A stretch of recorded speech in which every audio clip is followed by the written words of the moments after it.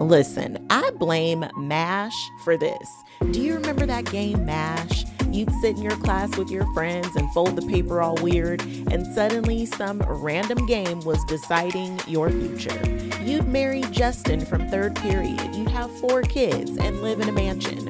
Or if MASH was feeling extra disrespectful, it would have you living in a shack. Like, excuse me, what? By age 11, we already had imaginary timelines. Married by 25, kids by 27, dream house with a dog, living the perfect life.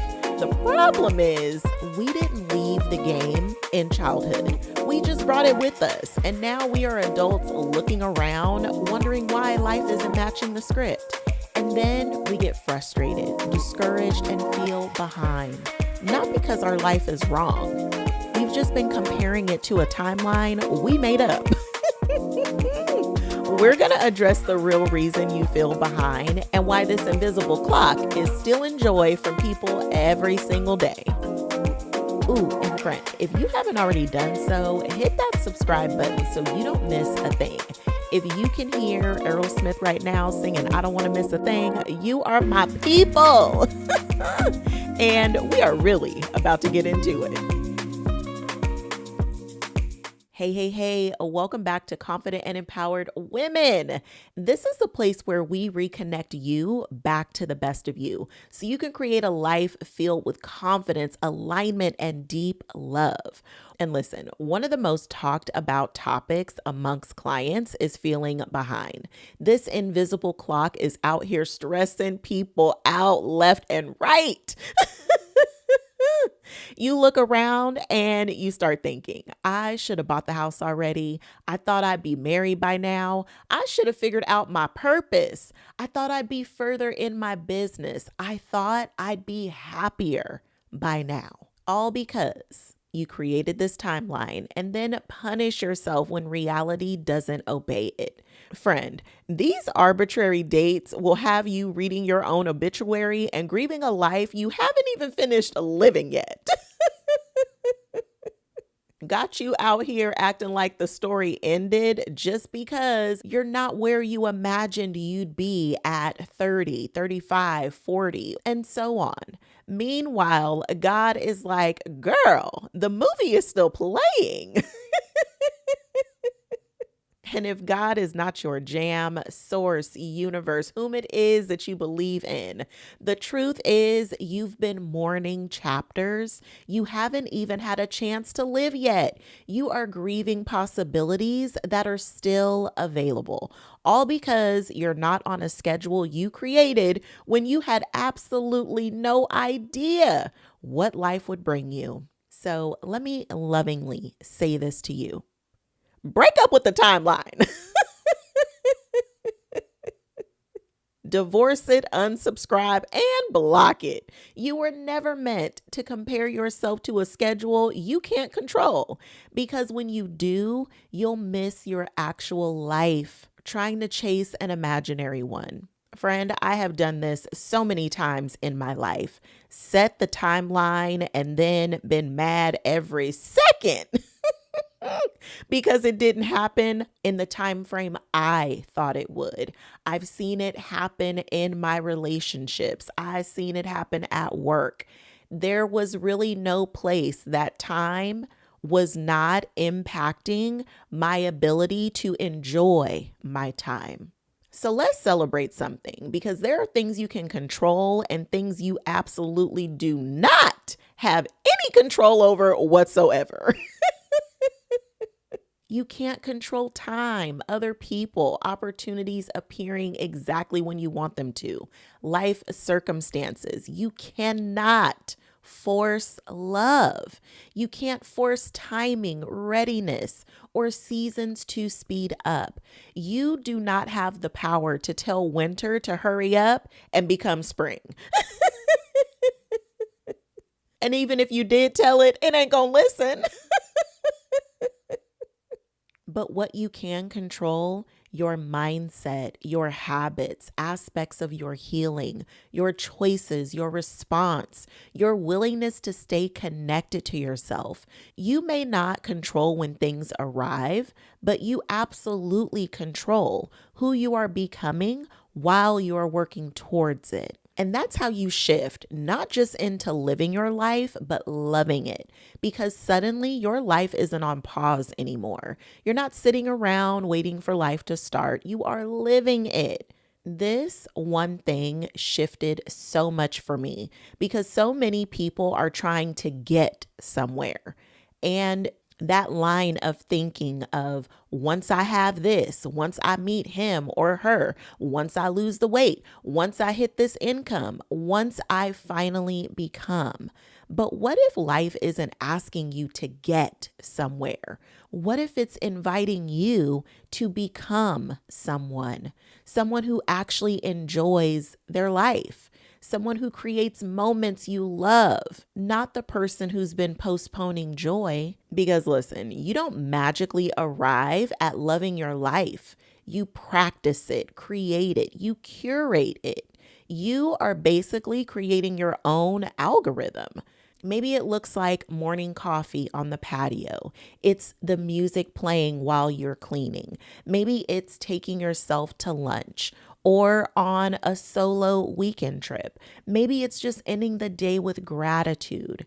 These tiny moments, small choices, even tiny evidence says, I actually like being me.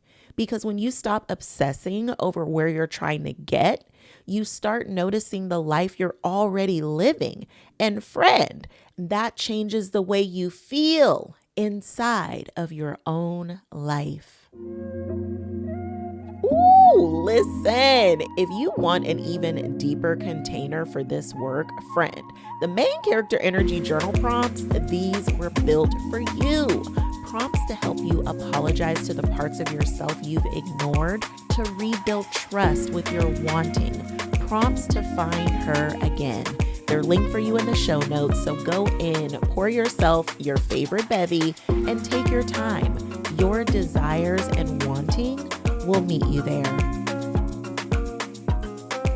And now it's time for our favorite, our self-love two-step with the remix. You already know.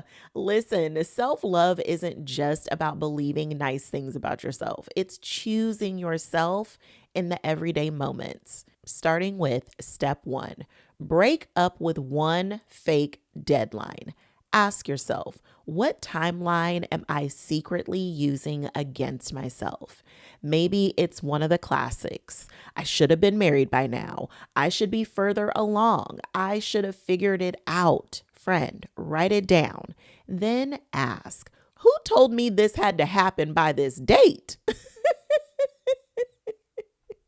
Because half the time, it's something you inherited, society gave it to you, or little you created it, and you're still carrying it around. Step 2, curate one day you'd actually love living.